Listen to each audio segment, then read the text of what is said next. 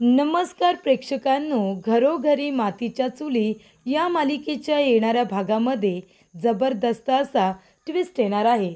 तर प्रेक्षकांनो, येणाऱ्या भागामध्ये इथे सारंगला ऐश्वर्याच्या खोट्या प्रेग्नन्सीचं सत्य समजणार असतं आणि जेव्हा ही गोष्ट त्याला समजते तो जाऊन जानकी आणि ऋषिकेशला सुद्धा सांगतो की ऐश्वर्याने त्याला फसवलंय. त्यामुळे इथे सारंगला स्वतःच्या चुकीची जाणीव झाल्यानंतर इथे जानकी, ऋषिकेश आणि सारंग तिघेजण एकत्र येऊन ऐश्वर्याच्या विरोधात बंड पुकारतात. जानकी म्हणत असते, सारंग भाऊजी, ज्या चुका झाल्या, जे घर तोडलं ते आता जोडायचं आहे. ऐश्वर्याचा खरा चेहरा आणि तिच्या खोट्या प्रेग्नन्सीचं सत्य आपल्याला संपूर्ण कुटुंबाच्या समोर आणायचं आहे. त्यामुळे इथे आपल्याला आता तिघांना एकत्र येऊन ऐश्वर्याची वाट लावायची असेल तर तिला काहीही कळू न देता तिचं हे सत्य आपण संपूर्ण कुटुंबाच्या समोर आणायचं, असं इथे जानकीने ठरवलेलं असतं. त्यामुळे प्रेक्षकांनो, येणाऱ्या भागामध्ये इथे आता ऐश्वर्याच्या खोट्या प्रेग्नन्सीचं सत्य सारंग जेव्हा संपूर्ण कुटुंबाच्या समोर आणतो तेव्हा इथे ऐश्वर्याला तोंड दाखवायला सुद्धा जागा उरत नाही आणि तेव्हा इथे सारंग स्वतः ऐश्वर्याचा हात पकडतो आणि तिला घरातून धक्के मारून बाहेर काढतो. तर प्रेक्षकांनो, येणाऱ्या भागामध्ये कशा पद्धतीने गोष्टी घडत जाणार आहेत त्या आपण सविस्तरपणे बघूया. प्रेक्षकांनो, आपण बघितलं इथे आता जानकीवरती तिच्याच आईच्या खोट्या खुनाचा आरोप झालेला असतो आणि त्याच्यामधून जानकी निर्दोष सिद्ध होते. कारण जेव्हा जानकीला कळतं की तिच्या आईला ऐश्वर्याने गोडाऊनमध्ये त्यांच्याच कोंडून ठेवलं आहे तेव्हा जानकी तिथे जाते आणि आपल्या आईला सोडवते. जेव्हा सोडवत असते तेव्हा त्या ठिकाणी ऐश्वर्या पोचलेली असते आणि ऐश्वर्या जाऊन तिथे जानकी आणि लता दोघींनासुद्धा आपल्या माणसांना घेऊन आता हातपाय बांधून ठेवते, कोंडून ठेवते. तेव्हा जानकी तिला सोडवण्याचा खूप प्रयत्न करते पण तिला काही सोडवता येत नाही आणि दरवाजासुद्धा बाहेरून बंद असतो. तेव्हा इथे आता सौमित्र, ऋषिकेश आणि अवंतिका सगळेजण टेन्शनमध्ये असतात की जानकी कुठे गायब झाली असेल. ती लताला शोधायला गेली आहे हे मात्र नक्की, पण ती गेले कुठे, अजून कशी घरी आली नाही, म्हणून सगळ्यांनाच तिची काळजी वाटत असते. त्यामुळे प्रेक्षकांनो, ऋषिकेश म्हणत असतो की आता जानकीला शोधायचं तरी कुठे.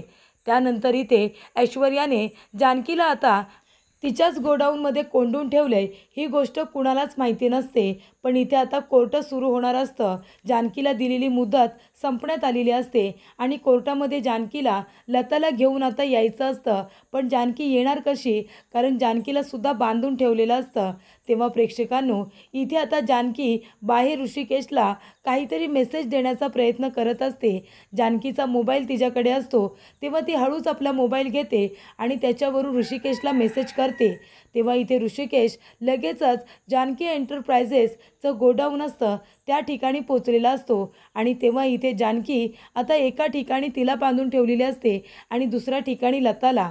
तेव्हा इथे ऋषिकेश सर्व गुंडांची धुलाई करतो आणि त्यांनाच तिथे बांधून ठेवत तो जानकी आणि लताला योग्य वेळेवरती इथे कोर्टामध्ये हजर करतो. तेव्हा इथे जानकीने सांगितलेलं असतं की बघा, माझी आई लता कारखानीस जिवंत आहे आणि ही माझी आई आहे.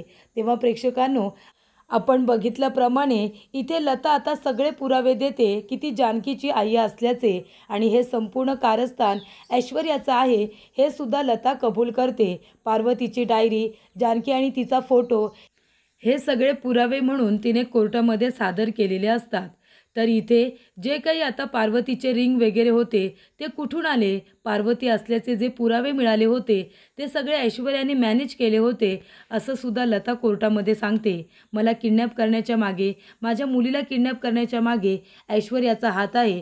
कारण ऐश्वर्याला माहिती होतं जानकी माझी मुलगी आहे आणि जर मी माझ्या मुलीच्या प्रेमापोटी ऐश्वर्याचं कारस्थान सगळ्यांना सांगितलं तर तिचा खूप मोठा पर्दाफाश होईल, म्हणून ती मला आणि माझ्या मुलीला एकमेकांपासून वेगळं करणार होती. मला मारून माझ्या मुलीला माझ्याच खुनाच्या आरोपाखाली अडकवणार होती, म्हणजे तिचा इथे बदला पूर्ण झाला असता, असं लता म्हणते. तेव्हा प्रेक्षकांनो, इथे आता ऐश्वर्याच्या विरोधात सगळे साक्षीदार पुरावे मिळाल्यानंतर इथे जानकी निर्दोष आहे हे सिद्ध झालेलं असतं आणि ऐश्वर्याला तिच्या कारस्थानाची शिक्षा मिळणार असते. तिला आता 5 वर्षांसाठी जेलमध्ये जावं लागणार असतं. तेव्हा प्रेक्षकांनो, इथे आता किडनॅपिंग त्याचबरोबर फ्रॉड अशा बऱ्याचशा केसेस तिच्यावरती आता झालेल्या असतात. त्यामुळे इथे 5 वर्षांची शिक्षा तिला सुनावलेली असते. आणि तेव्हा इथे ऐश्वर्याचा आता पर्दाफाश झाल्यानंतर सगळे तिच्यावरती रागवणार, चिडणार हे तिला माहिती होतं. म्हणूनच ती चक्कर येण्याचं नाटक करते. तेव्हा इथे चक्कर आल्यानंतर ती आता डॉक्टरांना सुद्धा मॅनेज करते आणि खोट्या प्रेग्नन्सीचं नाटक करते. ती सारंगला म्हणते, "बघितलंत ना सारंग, अहो मी प्रेग्नेंट आहे." तेव्हा इथे सारंगला खरंच वाटतं. तो म्हणतो की "आई, नाना, आम्हाला माफ करा. आमच्याकडून खूप मोठी चूक झाली. पण आता ऐश्वर्या प्रेग्नंट आहेत. अहो त्याचा तरी तुम्ही जरा विचार करा." तेव्हा इथे सगळ्यांना ते खोटंच वाटतं. कुणीही बोलण्यावरती विश्वास ठेवत नाही. तेव्हा इथे ऐश्वर्या खोट्या प्रेग्नन्सीचे रिपोर्ट घेऊन येते आणि म्हणते की "हे बघा, मी 2 महिन्यांची प्रेग्नंट आहे." तेव्हा इथे आता सुमित्राला, नानासाहेबांना वाटतं की ती खरोखर प्रेग्नंट आहे म्हणून. तेव्हा सुमित्रा म्हणते, "जानकी, जे झालं ते झालं. हे बघ, आम्ही हात जोडून तुझी माफी मागतो. प्रत्येक वेळेला आम्ही तुझ्यावरती अविश्वास दाखवला, पण ह्या वेळेला माफ कर. ह्या वेळेला खरंच माफ कर. ऐश्वर्या प्रेग्नंट आहे गं. तिच्या पोटात आपल्या घराचा वारस वाढतोय. तिला जेलमध्ये पाठवू नकोस."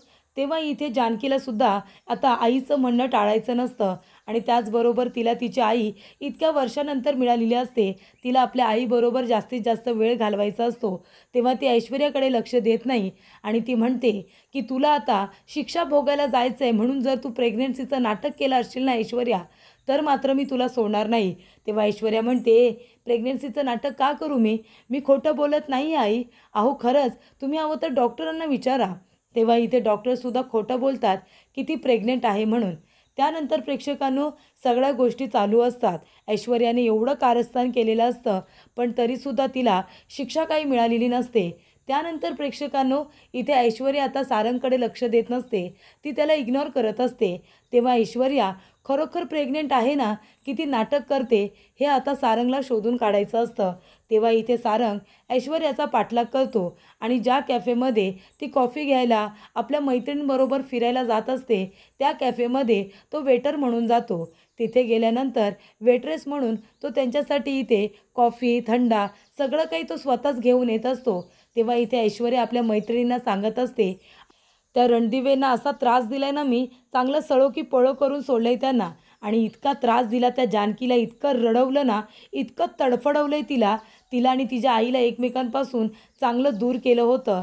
पण जाऊ दे, ती जानकी शेवटीला त्या लताला शोधून घेऊनच आली. मग काय, येऊन तिने माझं सत्य सांगितलं ना, आणि मला जेलसुद्धा होणार होती. पण मी काय केलं माहिती आहे का? त्या मूर्ख सारंगला मी मूर्ख बनवलं. त्याला सांगितलं की मी प्रेग्नेंट आहे म्हणून, आणि त्यानेसुद्धा लगेच माझ्यावरती विश्वास ठेवला आणि जाऊन आपल्या आईला कन्व्हिन्स केलं. आणि मग माझ्या विरोधामध्ये कुणीही पोलीस कंप्लेंट केली नाही. आणि उलट माझ्यावरती जी काही केस झाली होती, तीसुद्धा त्या म्हातारीने मागे घ्यायला लावली ना. त्या मूर्ख सारंगला मूर्ख बनवायला मला 1 मिनिटसुद्धा लागत नाही. त्याला जरा प्रेमाने बोललं, त्याच्या चेहऱ्यावरून हात फिरवला, थोडीशी अशी मिठी मारली ना, की लगेच तो विरघळतो." तेव्हा इथे ऐश्वर्याचं हे बोलणं सारंगने ऐकलेलं असतं. कारण ऐश्वर्या म्हणालेली असते की "मी त्याला खोटं सांगितलं की मी प्रेग्नेंट आहे. मी तर प्रेग्नेंटच नाही आहे. अगं मी प्रेग्नेंट होईनच कशी? त्याला मी हात तरी लावू देते का?" असं इथे ऐश्वर्या आता आपल्या मैत्रिणींना सांगत असते. तेव्हा इथे सारंगला खूपच जास्त वाईट वाटतं. सारंग धावपळ करत हॉस्पिटलला येतो. इथे हॉस्पिटलमध्ये जानकी ॲडमिट असते. कारण इथे लताला वाचवायला गेलेले असताना इथे काही गुंड लोकांनी तिला मारलेलं असतं. म्हणजे दोघांमध्ये हातापायी होते. तेव्हा तिच्या डोक्याला, हाताला मार लागलेला असतो. आणि तेव्हा इथे आता डॉक्टरांनी तिला ॲडमिट ठेवायला सांगितलेलं असतं. तेव्हा जानकी हॉस्पिटलमध्ये असते आणि तेवढ्यातच सारंग हॉस्पिटलला येतो आणि म्हणत असतो, "वहिनी, वहिनी, मला माफ कर गं." तेव्हा जानकी म्हणते, "काय झालं सारंग भाऊजी?" तेव्हा सारंग स्वतःच्या थोबाडीत मारून घेत असतो. तेव्हा ऋषिकेश येतो आणि म्हणतो, "सारंग, काय करतोयस तू हे?" तेव्हा सारंग म्हणतो, "दादा मला माफ कर. वहिनी मला माफ कर. त्या ऐश्वर्याच्या प्रेमामध्ये आंधळा झालो होतो. तिच्याबरोबर लागून आपलं घर तोडलं दादा. पण मला आता तिचं सत्य समजलंय. ऐश्वर्या खोटं बोलल्यात. ऐश्वर्या प्रेग्नेंट नाही आहे." तेव्हा इथे जानकी म्हणते, "सारंग भाऊजी, मला आधीपासूनच माहिती होतं." तेव्हा इथे सारंग म्हणतो, "पण वहिनी, आता काय करू मी? मी आपलं घर तोडलं गं." तेव्हा जानकी म्हणते, "तोडलत ना तुम्ही, आता आपण परत जोडायचं. तुटलेली नाती आपण जोडायची आणि ह्या वेळेला कट कारस्थानं नाही. आता आपल्याला ऐश्वर्यासारखाच विचार करावं लागेल. या 15 दिवसांमध्ये ऐश्वर्याचं हे कारस्थान आपण सगळ्यांच्या समोर आणू आणि या घरातून तिची हकलपट्टी करू." तेव्हा इथे सारंग, ऋषिकेश आणि जानकी तिघेही जण एकत्र आलेले असतात. तिघेजण एकत्र येऊन आता ऐश्वर्याबरोबर आपण तसंच वागायचं जशी ती आपल्याबरोबर वागत आली असं इथे आता जानकी म्हणत असते. आणि आता ऐश्वर्याला सुद्धा आपण तसाच त्रास द्यायचा जसा ती आपल्याला देत आली असं इथे जानकीने ठरवलेलं असतं. त्यानंतर प्रेक्षकांनो, जानकी बरी होऊन घरी आलेली असते. त्यानंतरला इथे आता जानकीने ठरवलेलं असतं की ऐश्वर्याला तिच्या भाषेतच उत्तर द्यायचं. मग काय, आता प्रेग्नेंट आहे म्हणून तिला इथे तिच्या आवडीचे पदार्थ जानकी खाऊ देत नाही. ऐश्वर्याला म्हणत असते, अगं ऐश्वर्या, असं काय करतेस? अगं तू आंबा कुठे खातेस, पपई कुठे खातेस? या गोष्टी खायच्या नसतात, कळते का तुला? तेव्हा ऐश्वर्या म्हणतात, का खाईन मी? तेव्हा इथे सुमित्रा म्हणते, अगं असं काय करतेस? तू प्रेग्नंट आहेस ना, मग अशा गरम वस्तू तू आता खायच्या नाहीत. तेव्हा इथे आता ऐश्वर्याला साधंसं जेवण दिलं जातं. तिला इथे म्हणजे चांगलं चांगलं तळलेलं हे पदार्थ तिला खायला खूप आवडतात. पण तिला हे पदार्थ आता जानकी खाऊच देत नाही.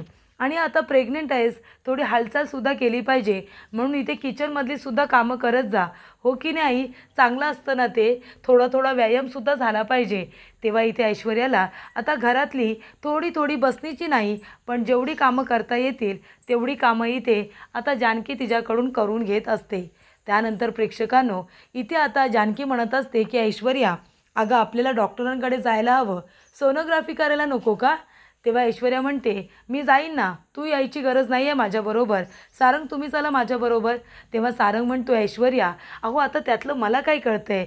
तुम्ही एक काम करा, तुम्ही जानकी वहिनीला घ्या ना सोबत, तिला त्यातलं कळतं. कारण का, ओवीच्या वेळेला तिला या सगळ्या गोष्टी माहिती झाल्यात ना.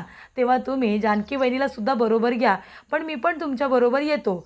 तेव्हा इथे आता सारंग हे सगळं गोड गोड बोलून नाटक करतोय याबद्दल आता ऐश्वर्याला काहीसुद्धा माहिती नसतं. तेव्हा प्रेक्षकांनो, इथे आता ऐश्वर्या म्हणत असते की सोनोग्राफी केली तर सगळ्यांना कळेल की मी प्रेग्नेंट नाही आहे म्हणून. तेव्हा जानकी म्हणत असते, येतेच ना ऐश्वर्या? तेव्हा ऐश्वर्या म्हणते, नाही, नको नको, तू नको माझ्याबरोबर येऊ, मी एकटीच जाईन. तेव्हा इथे जानकी म्हणते, अगं असं काय करतेस, एकटी जाणार का अशा अवस्थेमध्ये? मी पण येते ना तुझ्याबरोबर. तेव्हा प्रेक्षकांनो, इथे आता सोनोग्राफीसाठी ऐश्वर्याला नेलेलं असतं. तेव्हा ऐश्वर्या इथे तब्येत बिघडल्याचं नाटक करते आणि परत घरी येते. ती काही सोनोग्राफीला जात नाही. त्यामुळे इथे आता जानकीने एक आयडिया केलेली असते. जानकीने आपल्या ओळखीतल्या आणि विश्वासातल्या डॉक्टरांना बोलावलेलं असतं. इथे ऐश्वर्याने ज्या डॉक्टरांना मॅनेज केलेलं असतं त्यांना न बोलवता इथे दुसरा डॉक्टर येतात ऐश्वर्याला चेक करायला. तेव्हा इथे ऐश्वर्या म्हणते, तुम्ही कोण आहात? तेव्हा इथे जानकी म्हणते, अगं असं काय करतेस? तुझी तब्येत बिघडले म्हणून डॉक्टरांना मी घरीच बोलावले. आई, मी बरं केलं ना? सुमित्रा म्हणते, अगं हो, बरं केलंस तू. अगं ऐश्वर्या, असं काय करतेस? तुला चक्कर आली, अर्ध्या रस्त्यातून परत आली आहेस तू, मग डॉक्टरांना घरी बोलवायला नको का? तू आणि बाळ दोघेही सुखरूप आहात की नाही ते बघायला हवं ना. तेव्हा इथे आता खूप मोठ्या सत्याचा उलगडा होतो प्रेक्षकांनो. जेव्हा इथे जानकीने बोलावलेले डॉक्टर ऐश्वर्याला चेक करतात तेव्हा ऐश्वर्या प्रेग्नेंट नाही आहे हे सिद्ध होतं. तेव्हा इथे डॉक्टर म्हणतात, हे काय बोलताय तुम्ही? तुम्ही प्रेग्नेंट आहात? तुम्ही प्रेग्नेंट नाही आहात, उलट तुम्ही प्रेग्नेंट असूच शकत नाही. कोण बोललं तुम्ही 2 महिन्याच्या प्रेग्नेंट आहात म्हणून? तेव्हा इथे आता डॉक्टर म्हणत असतात की या खोटं बोलल्यात, या काही प्रेग्नेंट नाही आहेत. तेव्हा सुमित्रा म्हणते, डॉक्टर हे काय बोलताय तुम्ही? डॉक्टर म्हणतात की विश्वास बसत नसेल ना तर एक काम करा, यांचे प्रेग्नेन्सी रिपोर्ट करा, सोनोग्राफी करा, ह्या प्रेग्नेंटच नाही आहेत. त्यानंतर प्रेक्षकांनो, इथे आता ऐश्वर्याचं भांडं फुटलेलं असतं. डॉक्टर म्हणतात की एवढ्या वर्षाचा अनुभव आहे माझा, प्रेग्नेन्सी टेस्ट करताय का? मी तुमचं ब्लड नेते, सॅम्पल घेऊन जाते आणि प्रेग्नेन्सी रिपोर्ट पाठवून देते. तेव्हा प्रेक्षकांनो, इथे आता ऐश्वर्याचं ब्लड सॅम्पलसुद्धा नेलेलं असतं आणि इथे आता 2-3 तासांमध्येच तिचे प्रेग्नेन्सी रिपोर्ट आलेले असतात आणि ते इथे पॉझिटिव्ह नसतात, ते नेगेटिव्ह असतात, ती प्रेग्नेंटच नसते. त्यामुळे प्रेक्षकांनो, इथे आता सुमित्रा तिचं चांगलं थोबाड फोडते. इथे सारंग म्हणतो, ऐश्वर्या, आत्तापर्यंत एवढी कारस्थानं केलीत, मी तुम्हाला साथ दिली, मीच तुम्हाला हाताला धरून या घरामध्ये घेऊन आलो होतो ना, म्हणून आता मीच तुम्हाला स्वतः या घरातून धक्के मारून बाहेर काढणार आहे, असं सारंग म्हणतो. ऐश्वर्याला हाताला धरतो आणि तिला धक्के मारून घरातून हाकलून देतो आणि म्हणतो की पुन्हा पुन्हा आमच्या घराच्या जवळ काय आसपाससुद्धा फिरकायचं नाही, या उंबऱ्यावरती सुद्धा येऊन उभं राहायचं नाही. माझं घर उद्ध्वस्त करायला आलं होतात ना, तोडायला आलं होतात ना, उद्ध्वस्तही केलात आणि तोडलंसुद्धा, पण आता बास झालं. आता तुमची काळी सावलीसुद्धा मी माझ्या घरावरती पडू देणार नाही आहे, कळलं तुम्हाला? चालतं व्हायचं इथून, आत्ताच्या आता निघायचं, असं इथे सारंग आता ऐश्वर्याला म्हणतो. आणि आता स्वतः सारंग तिला या घरामध्ये घेऊन आलेला असतो, पण नंतर सारंगच तिची हक्कलपट्टी करतो.